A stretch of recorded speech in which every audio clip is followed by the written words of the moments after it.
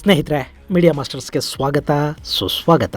ಗೆಳೆಯರೆ, ಇದೊಂದು ಸುದ್ದಿನ ಕೇಳಿ ಅದು ಎಲ್ಲಿಂದ ನಗಬೇಕು ಅನ್ನೋದು ಕೂಡ ಗೊತ್ತಾಗ್ತಾ ಇಲ್ಲ. ಚೈನಾದ ಅಧ್ಯಕ್ಷ ಶಿ ಜಿನ್ಪಿಂಗ್ ಯುದ್ಧೋನ್ಮಾದದಲ್ಲಿದ್ದಾರೆ. ಭಾರತ, ತೈವಾನ್, ಫಿಲಿಪೈನ್ಸ್, ಜಪಾನ್ ಯಾರಾದರೂ ಸರಿ ಅಂತೂ ಯುದ್ಧ ಮಾಡೋ ಮೂಡಲ್ಲಿ ಶಿ ಇದ್ದಾರೆ. ಇದಕ್ಕಾಗಿ ಚೈನಾ ತನ್ನ ಸೇನೆಯನ್ನ ಸಾಕಷ್ಟು ವರ್ಷಗಳಿಂದ ಸಿದ್ಧಪಡಿಸ್ತಾ ಇದೆ. ಅವರ ಆಯುಧಗಳು ಆಧುನೀಕರಣಗೊಳ್ತಾ ಇವೆ. ಅವರ ಬತ್ತಳಿಕೆಗೆ ಸ್ಟೆಲ್ತ್ ಏರ್ ಕ್ರಾಫ್ಟ್ಗಳು, ಹೈಪರ್ಸೋನಿಕ್ ಮಿಸೈಲ್ಗಳು ಸೇರ್ತಾ ಇವೆ. ಅಮೆರಿಕಾನ ಹೊರತುಪಡಿಸಿ ಮಿಲಿಟರಿ ಮೇಲೆ ಅತಿ ಹೆಚ್ಚು ಹಣವನ್ನ ಚೈನಾ ಖರ್ಚು ಮಾಡ್ತಾ ಇದೆ. ಹೀಗಾಗಿ ಅದರ ಸೇನಾ ಶಕ್ತಿ 2050ರ ಹೊತ್ತಿಗೆ ಜಗತ್ತಿನ ನಂಬರ್ 1 ಆಗುತ್ತೆ. ಹೀಗೆ ಚೈನಾ ಮಿಲಿಟರಿ ಬಗ್ಗೆ ಜಗತ್ತು ಸಾಕಷ್ಟು ನಂಬಿಕೆಗಳನ್ನು ಇಟ್ಟುಕೊಂಡಿತ್ತು. ಆದರೆ ಚೈನಾದಲ್ಲಿ ಬೇರೆ ಏನೋ ಆಗೋದಿಕ್ಕೆ ಶುರುವಾಗಿದೆ.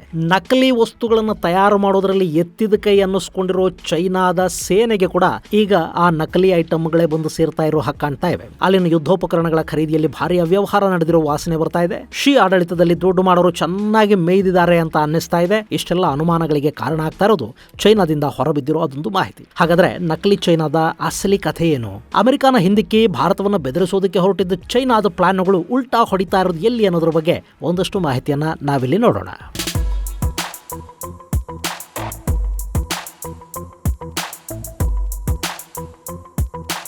ಗೆಳೆಯರೆ, ಚೈನಾ ಅನ್ನೋ ಮಹಾಮಾರಿ ಈ ಜಗತ್ತಿಗೆ ಎಲ್ಲ ರೀತಿಯಲ್ಲೂ ಯಾವತ್ತಾದರೂ ಆಪತ್ತು ಅಂತಲೇ ಅನ್ನಿಸ್ಕೊಳ್ಳುತ್ತೆ. ಅವರು ತಾವು ಉಳಿಯೋದಕ್ಕಾಗಿ, ತಮ್ಮ ಖಜಾನೆಯನ್ನು ತುಂಬಿಸ್ಕೊಳ್ಳೋದಕ್ಕಾಗಿ ಜಗತ್ತಲ್ಲಿ ಯಾರನ್ನು ಬೇಕಾದರೂ ಹಾಳು ಮಾಡ್ತಾರೆ. ಅದಕ್ಕಾಗಿ ಚೈನಾ ಸಾಕಷ್ಟು ಸಿದ್ಧತೆಗಳನ್ನು ಕೂಡ ನಡೆಸ್ತಾ ಇದೆ. ಈಗಾಗಲೇ ಬೆಲ್ಟ್ ಅಂಡ್ ರೋಡ್ ಇನಿಷಿಯೇಟಿವ್ ಅಂತ ಜಗತ್ತಿನ ಬಡ ದೇಶಗಳನ್ನ ತನ್ನ ಕಪಿಮುಷ್ಟಿಗೆ ತಗೊಳ್ತಾ ಇರೋ ಚೈನಾ ಮುಂದಿನ ದಿನಗಳಲ್ಲಿ ಜಾಗತಿಕವಾಗಿ ದೊಡ್ಡಣ್ಣನಾಗಿ ಜಗತ್ತಿನ ಮೇಲೆ ಕಂಟ್ರೋಲ್ ತಗೊಳ್ಳೋ ಪ್ರಯತ್ನವನ್ನು ಈಗಾಗಲೇ ಪ್ರಾರಂಭ ಮಾಡಿದೆ. ಇನ್ನು ಆರ್ಥಿಕವಾಗಿ ಅಮೆರಿಕಾಗಿಂತಲೂ ಸಾಕಷ್ಟು ಅಂತರದಲ್ಲಿರುವಾಗಲೇ ಅಮೆರಿಕಾಗೆ ಸೆಡ್ ಹೊಡೆಯೋದಕ್ಕೆ ಬೇಕಿರೋ ಎಲ್ಲ ಪ್ಲಾನ್ಗಳನ್ನ ಮಾಡಿಕೊಂಡಿರೋ ಚೈನಾ ಮಿಲಿಟರಿ ಶಕ್ತಿಯಲ್ಲಿ ಕೂಡ ಅಮೆರಿಕಾಗೆ ಸರಿಸಮಾನವಾಗಿ ಅಮೆರಿಕಾನ ಹಿಂದಿಕ್ಕುವ ಪ್ಲಾನ್ ಅನ್ನು ರೂಪಿಸಿಕೊಂಡಿದೆ. ಆ ಪ್ಲಾನ್ 2050ಕ್ಕೆ ಪೂರ್ಣ ಆಗುತ್ತೆ.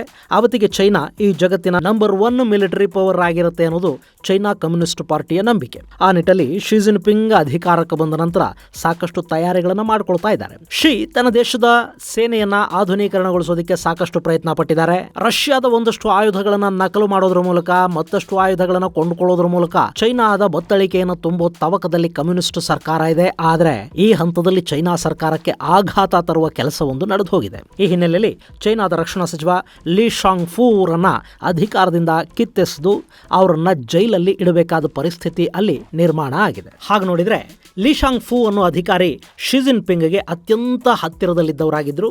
ಲೀ ಚೈನಾದ ಕಮ್ಯುನಿಸ್ಟ್ ಪಕ್ಷದಲ್ಲಿ ಸಾಕಷ್ಟು ಹೆಸರನ್ನೂ ಗಳಿಸಿದ್ರು. ಲೀ ಶಾಂಗ್ ಫೂ ಮೇಲೆ ಅಮೆರಿಕಾದ ನಿರ್ಬಂಧಗಳಿದ್ವು. ಚೈನಾಗೆ ರಷ್ಯಾದ S-400 ಬರೋದಕ್ಕೆ ಕಾರಣವಾಗಿದ್ದು, ರಷ್ಯಾದ ಆಯುಧಗಳಿಂದ ಚೈನಾದ ಶಸ್ತ್ರಾಗಾರವನ್ನು ತುಂಬಿದ್ದು ಇದೇ ಲೀ ಶಾಂಗ್ ಫೂ. ಚೈನಾ ಸೇನೆಯ ಆಧುನೀಕರಣದಲ್ಲಿ ಲೀ ಅವರ ಪಾತ್ರ ತುಂಬಾನೇ ಮಹತ್ವದ್ದಾಗಿತ್ತು. ಏರೋಸ್ಪೇಸ್ ಇಂಜಿನಿಯರಿಂಗ್ ಅಲ್ಲಿ ಪದವಿಯನ್ನು ಪಡೆದಿದ್ದ ಲೀ ಆ ಬಳಿಕ ಸ್ಯಾಟಲೈಟ್ ಲಾಂಚಿಂಗ್ ಸೆಂಟರ್ನ ಟೆಕ್ನಿಷಿಯನ್ ಆಗಿ ಕೆಲಸವನ್ನ ಪ್ರಾರಂಭ ಮಾಡ್ತಾರೆ. ಆ ನಂತರದಲ್ಲಿ 2003ರಲ್ಲಿ ಕಮಾಂಡರ್ ಆಗಿ, 2006ರಲ್ಲಿ ಮೇಜರ್ ಜನರಲ್ ಆಗಿ ಬಡ್ತಿ ಪಡೆದ ಲೀ ಶಿಚಾಂಗ್ನ ಸ್ಯಾಟಲೈಟ್ ಸೆಂಟರ್ನ ಮುಖ್ಯಸ್ಥರಾಗಿ ಕೆಲಸ ಮಾಡ್ತಾರೆ. ಬಾಹ್ಯಾಕಾಶ ವಿಭಾಗ, ಡಿಫೆನ್ಸ್ ಟೆಕ್ನಾಲಜಿ, ಚೈನಾದ ಮೊದಲ ಚಂದ್ರಯಾನ ಹಾಗೂ ಸ್ಯಾಟಲೈಟ್ಗಳನ್ನೇ ಹೊಡೆದು ಉರುಳಿಸುವ ತಾಕತ್ತನ್ನ ಹೊಂದಿರುವ ಮಿಸೈಲ್ಗಳ ತಯಾರಿ ಹಾಗೂ ಪರೀಕ್ಷೆಯಲ್ಲಿ ಈ ಲೀ ಪ್ರಮುಖ ಪಾತ್ರವನ್ನು ವಹಿಸಿದ್ರು. ಆ ಬಳಿಕ ಶಿ ಜಿನ್ಪಿಂಗ್ ಅಧ್ಯಕ್ಷರಾದ ಮೇಲೆ ಲೀಗೆ ಅತ್ಯುನ್ನತವಾದ ಹುದ್ದೆಗಳನ್ನು ಕೊಡಲಾಯಿತು. ಲೀ ಬುದ್ಧಿವಂತಿಕೆಯನ್ನು ಕಂಡ ಶಿ ಜಿನ್ಪಿಂಗ್ ಚೈನಾದ ಡಿಫೆನ್ಸ್ ಮಾಡರ್ನೈಸೇಷನ್ ನ ಹೊಣೆಯನ್ನ ಈ ಲೀಗೆ ವಹಿಸಿದ್ರು. ಯಾವಾಗ ಲೀ ಶಸ್ತ್ರಾಸ್ತ್ರಗಳನ್ನ ಆಧುನೀಕರಣಗೊಳಿಸೋದಕ್ಕೆ ನಿಂತರೋ ಶೀಗಿದ್ದ ದೊಡ್ಡ ತಲೆನೋವು ದೂರ ಆಯಿತು. ಅಷ್ಟರ ಮಟ್ಟಿಗೆ ಶಿ ಲೀ ಶಾಂಗ್ ಫೂ ಅವರನ್ನ ನಂಬಿದ್ರು. ಆದ್ರೆ ಇಷ್ಟೆಲ್ಲ ನಂಬಿಕೆಗಳಿದ್ರೂ ಕೂಡ 2023ರ ಆಗಸ್ಟ್ 29ರ ನಂತರ ಲೀ ಶಾಂಗ್ ಫೂ ಕಣ್ಮರೆಯಾಗಿ ಹೋಗಿದ್ದಾರೆ. ಅವರನ್ನ ಚೈನಾದ ಸೇನೆ ಬಂಧಿಸಿಟ್ಟಿದೆ. ಅದಕ್ಕೆ ಕಾರಣ ಏನು ಅನ್ನೋದು ಇವತ್ತಿನವರೆಗೆ ಯಾರಿಗೂ ಕೂಡ ಚೈನಾ ಹೇಳ್ಕೊಳ್ಳೋದಿಕ್ ಹೋಗಿಲ್ಲ. ಅಲ್ಲಿ ಬಾಯಿ ಬಿಟ್ಟರು ಬಣ್ಣಿಗೆ ಇಡುವ ಅನ್ನೋ ಪರಿಸ್ಥಿತಿ ಚೈನಾದ್ದು. ಅಲ್ಲಿ ಸೇನಾ ಶಸ್ತ್ರಾಸ್ತ್ರ ಖರೀದಿಯಲ್ಲಿ ಭಾರಿ ಪ್ರಮಾಣದ ಭ್ರಷ್ಟಾಚಾರ ನಡೆದಿದೆ ಅನ್ನೋ ಮಾಹಿತಿ ಲೀ ಬಂಧನದ ಬೆನ್ನಲ್ಲೇ ಹರಿದಾಡೋದಕ್ಕೆ ಶುರುವಾಗಿತ್ತು. ಆದ್ರೆ ಅದು ಎಷ್ಟು ದೊಡ್ಡ ಪ್ರಮಾಣದಲ್ಲಿ ನಡೆದಿದೆ ಅನ್ನೋದು ಗೊತ್ತಾಗ್ತಾ ಇರೋದು ಈಗ ಅಮೆರಿಕಾದ ಬೇಹುಗಾರಿಕಾ ಪಡೆಗಳು ಮಾಹಿತಿಯನ್ನ ಬಹಿರಂಗಪಡಿಸಿದ ನಂತರ.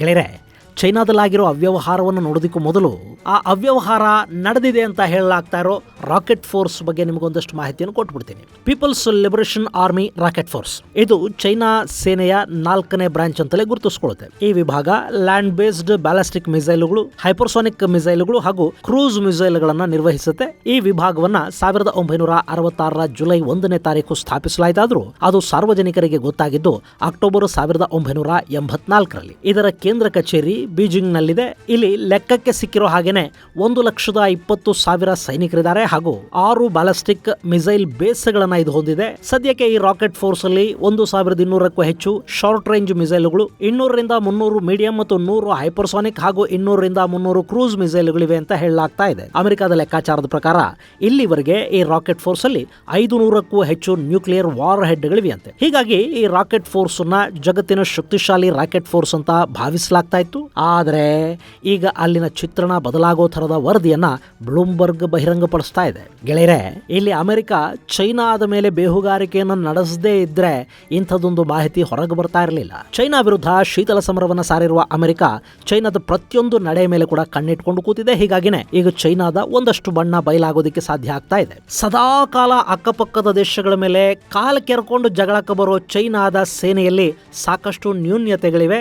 ಅದು ಎಷ್ಟರ ಮಟ್ಟಿಗೆ ಅಂದ್ರೆ ಅಲ್ಲಿನ ಕ್ಷಿಪಣಿಗಳಿಗೆ ತುಂಬುವ ಫ್ಯೂಯಲ್ ನಲ್ಲಿ ಕೂಡ ಭ್ರಷ್ಟಾಚಾರ ನಡೆದಿದೆ ಅನ್ನೋ ಮಾಹಿತಿ ಹೊರಬೀಳ್ತಾ ಇದೆ. ಅಲ್ಲಿನ ರಾಕೆಟ್ ಮತ್ತು ಹೈಪರ್ಸೋನಿಕ್ ಮಿಸೈಲ್ಗಳಿಗೆ ಫ್ಯೂಯಲ್ ನ ಬದಲಾಗಿ ನೀರನ್ನು ತುಂಬಿಸಲಾಗಿದೆಯಂತೆ. ಇದನ್ನು ಅಮೆರಿಕದ ಇಂಟೆಲಿಜೆನ್ಸ್ ಏಜೆನ್ಸಿ ಹೊರಹಾಕಿದ್ದು ಚೈನಾ ಅಧ್ಯಕ್ಷರ ಅಚ್ಚುಮೆಚ್ಚಿನ ರಾಕೆಟ್ ಫೋರ್ಸ್ ಅನ್ನೋದು ತುಂಬಾನೇ ಕಳಪೆ ಆಗಿದೆ. ಆ ರಾಕೆಟ್ಗಳು ಯಾವುದೇ ಕಾರಣಕ್ಕೂ ಆಕಾಶಕ್ಕೆ ಹಾರೋದೇ ಇಲ್ಲ ಅನ್ನೋ ಮಾಹಿತಿಯನ್ನ ಅಮೆರಿಕ ಹೊರಹಾಕ್ತಾ ಇದೆ. ಈ ಬಗ್ಗೆ ಬ್ಲೂಮ್ಬರ್ಗ್ ಅಮೆರಿಕದ ಬೇಹುಗಾರಿಕಾ ಇಲಾಖೆಯ ಮಾಹಿತಿಯನ್ನ ಆಧರಿಸಿ ವರದಿಯೊಂದನ್ನು ಪ್ರಕಟಿಸಿದೆ. ರಾಕೆಟ್ ಫೋರ್ಸ್ ನ ಮೇಲೆ ಚೈನಾ ಇತ್ತೀಚೆಗೆ ಸಾಕಷ್ಟು ಹಣವನ್ನು ಹೂಡಿಕೆ ಮಾಡಿತ್ತು. ಅಲ್ಲಿ ಆ ಹಣ ಸಂಪೂರ್ಣವಾಗಿ ಅತ್ಯುತ್ತಮ ಮಿಸೈಲ್ಗಳ ತಯಾರಿಕೆಗೆ ಬಳಕೆಯಾಗಿಲ್ಲ. ಬದಲಾಗಿ ಆ ಮಿಸೈಲ್ಗಳನ್ನ ಪಕ್ಕಾ ಚೈನಾ ಐಟಮ್ಗಳ ರೀತಿಯಲ್ಲಿ ನಿರ್ಮಾಣ ಮಾಡಿದ್ದಾರೆ. ಆ ರಾಕೆಟ್ಗಳ ನಿರ್ಮಾಣಕ್ಕೆ ಬಳಸಲಾಗಿರುವ ಸಿಲೋಸ್ ಅಂದ್ರೆ ಮಿಸೈಲ್ ನ ಹೊರಭಾಗ ಏನಿದೆ ಅದನ್ನ ಡಿಫೆಕ್ಟಿವ್ ಲೆಡ್ ಅನ್ನ ಬಳಸಿ ನಿರ್ಮಾಣ ಮಾಡಿದಾರಂತೆ. ಈ ರೀತಿ ಮಾಡೋದ್ರಿಂದ ಆ ಮಿಸೈಲ್ಗಳು ಲಾಂಚಿಂಗ್ ಸಂದರ್ಭದಲ್ಲಿ ಸಮಸ್ಯೆಯನ್ನ ಉಂಟು ಮಾಡುವ ಸಾಧ್ಯತೆ ಇರುತ್ತೆ ಅಂತ ಹೇಳಲಾಗ್ತಾ ಇದೆ. ಒಂದು ಮಿಸೈಲ್ ಅನ್ನ ತಯಾರಿಸೋದೇ ಶತ್ರುಗಳ ವಿರುದ್ಧ ಬಳಸೋದಿಕ್ಕೆ, ಅಂಥದ್ರಲ್ಲಿ ಆ ಮಿಸೈಲ್ ಮೇಲಕ್ಕೆ ಹಾರದೇ ಇದ್ರೆ ಅಥವಾ ಹಾರಿದ ಜಾಗದಲ್ಲೇ ಬಿದ್ರೆ ಅದರ ಪರಿಣಾಮ ಹೇಗಿರಬಹುದಲ್ವಾ? ಸೊ ಈ ಸಮಸ್ಯೆಯನ್ನ ಚೈನಾದ ಇವತ್ತಿನ ಅತ್ಯಾಧುನಿಕ ಮಿಸೈಲ್ಗಳು ಅನುಭವಿಸ್ತಾ ಇವೆ.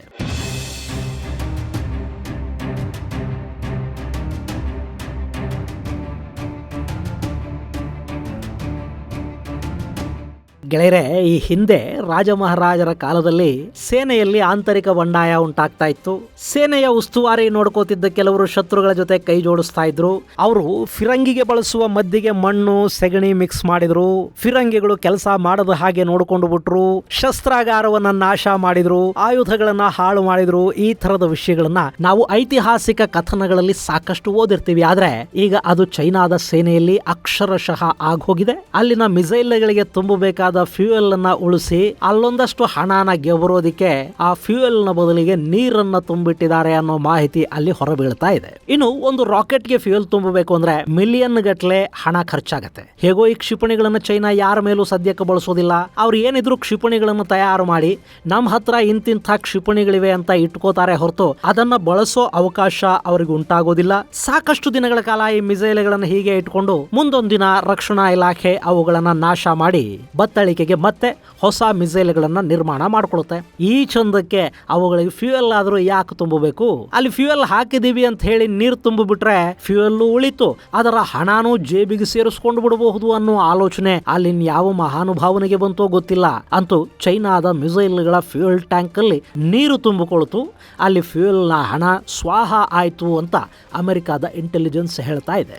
ಅಲ್ಲ, ಚೈನಾ ತನ್ನ ಸೈನ್ಯಕ್ಕೆ ಅಗತ್ಯ ಇರೋ ಆಯುಧಗಳನ್ನು ಮಾಡ್ಕೊಳ್ತಾ ಇರೋದ್ರಲ್ಲೇ ಇಷ್ಟೊಂದು ಬೇಜವಾಬ್ದಾರಿಯನ್ನು ವಹಿಸಿದ್ರೆ ಪಾಪ ಪಾಕಿಸ್ತಾನಕ್ಕೆ ಕೊಟ್ಟಿರೋ ಬಿಟ್ಟಿ ರಾಕೆಟ್ಗಳಾದ್ರೂ ಇನ್ನು ಹೇಗಿರಬಹುದಲ್ವಾ? ಹೀಗಾಗಿನೇ ಪಾಕ್ ನಲ್ಲಿರೋ ಚೈನಾ ಮೇಡ್ ರಾಕೆಟ್ಗಳು, ಚೈನಾದ ಯುದ್ಧ ವಿಮಾನಗಳು, ಚೈನಾದ ಟ್ಯಾಂಕರ್ಗಳು ಇವ್ಯಾವೂ ಕೂಡ ಅಗತ್ಯ ಸಮಯದಲ್ಲಿ ಕೆಲಸಕ್ಕೆ ಬರೋದಿಲ್ಲ ಅಂತ ಹೇಳುದು. ಒಂದು ವೇಳೆ ಈ ಚೈನಾ ಮಿಸೈಲ್ಗಳು ಹಾರಿದ್ರು ಅವು ಪಾಕಿಸ್ತಾನದ ಗಡಿ ದಾಟೋದಿಲ್ಲ, ಅದು ಪಾಕ್ಗೆ ಕೂಡ ಸಮಸ್ಯೆಯನ್ನ ಉಂಟು ಮಾಡುತ್ತೆ. ಇಲ್ಲಿ ಮೇಡ್ ಇನ್ ಚೈನಾ ಶಸ್ತ್ರಾಸ್ತ್ರಗಳು ಚೈನಾ ಹಾಗೂ ಪಾಕ್ ಎರಡಕ್ಕೂ ಸಮಸ್ಯೆಯನ್ನು ಉಂಟು ಮಾಡ್ತಾ ಇವೆ. ಹೀಗೆ ರಕ್ಷಣಾ ವಲಯದಲ್ಲಿ ಸಾಕಷ್ಟು ಅವ್ಯವಹಾರ ಆಗಿರುವುದರ ಕಾರಣದಿಂದಲೇ ಅಲ್ಲಿ ಸೇನೆಯ ಆಧುನೀಕರಣದ ಪಿತಾಮಹ ಅಂತ ಕರೆಸಿಕೊಳ್ತಾ ಇದ್ದ ಲೀ ಶಾಂಗ್ ಫು ಅವರನ್ನ ಬಂಧಿಸಿ ಅವರನ್ನ ರಕ್ಷಣಾ ಸಚಿವನ ಸ್ಥಾನದಿಂದ ಕಳೆದ ಅಕ್ಟೋಬರ್ ರಲ್ಲಿ ಕಿತ್ತು ಹಾಕಿ ಜೈಲಿಗೆ ತಳ್ಳಲಾಯಿತು.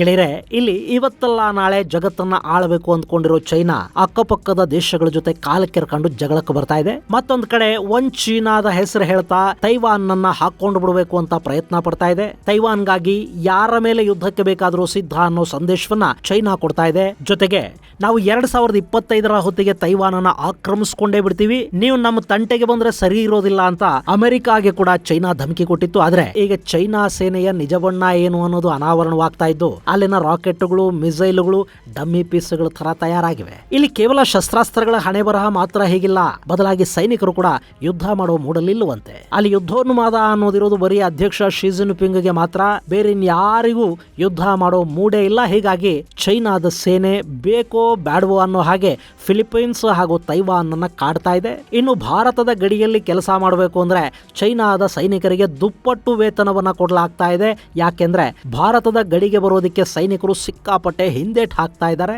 ಇಂಥ ಪರಿಸ್ಥಿತಿಯಲ್ಲಿ ನೀರು ತುಂಬಿದ ಮಿಸೈಲ್ಗಳನ್ನು ಇಟ್ಟುಕೊಂಡು ಚೈನಾ ಭಾರತವನ್ನು ಎದುರಿಸೋದಕ್ಕೆ ಸಾಧ್ಯವಾದೀತಾ? ಗೆಳೆಯರೆ, ಚೈನಾದಲ್ಲಿರೋದು ಕಮ್ಯುನಿಸ್ಟ್ ಸರ್ಕಾರ, ಅಲ್ಲಿ ಯಾವುದೇ ರೀತಿಯ ಭ್ರಷ್ಟಾಚಾರಗಳು ನಡೆಯೋದಿಲ್ಲ. ಅಲ್ಲಿನ ಕಾನೂನುಗಳು ತುಂಬಾನೇ ಸ್ಟ್ರಿಕ್ಟು ಅಂತೆಲ್ಲ ಹೇಳ್ತೀವಿ, ಆದ್ರೆ ಭ್ರಷ್ಟರು ಎಲ್ಲಾ ಕಡೆಯಲ್ಲೂ ಭ್ರಷ್ಟರಾಗಿ ಇರ್ತಾರೆ. ಅಧಿಕಾರದಲ್ಲಿರೋರು ಏನೇ ಭ್ರಷ್ಟಾಚಾರ ಮಾಡಿದ್ರು ಅವರಿಗೆ ಅದನ್ನ ದಕ್ಕಿಸ್ಕೊಳ್ಳೋ ಶಕ್ತಿ ಕೂಡ ಇರುತ್ತೆ.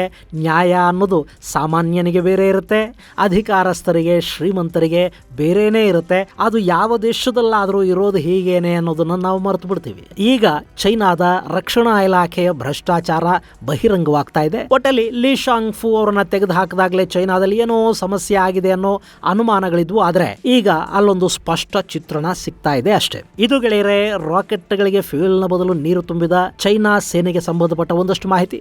ಮುಂದಿನ ಸಂಚಿಕೆಯಲ್ಲಿ ಮತ್ತಷ್ಟು ವಿಶೇಷಗಳ ಜೊತೆ ಮತ್ತೆ ಭೇಟಿಯಾಗೋಣ. ಅಲ್ಲಿವರೆಗೆ ಜೈ ಹಿಂದ್, ಜೈ ಕರ್ನಾಟಕ.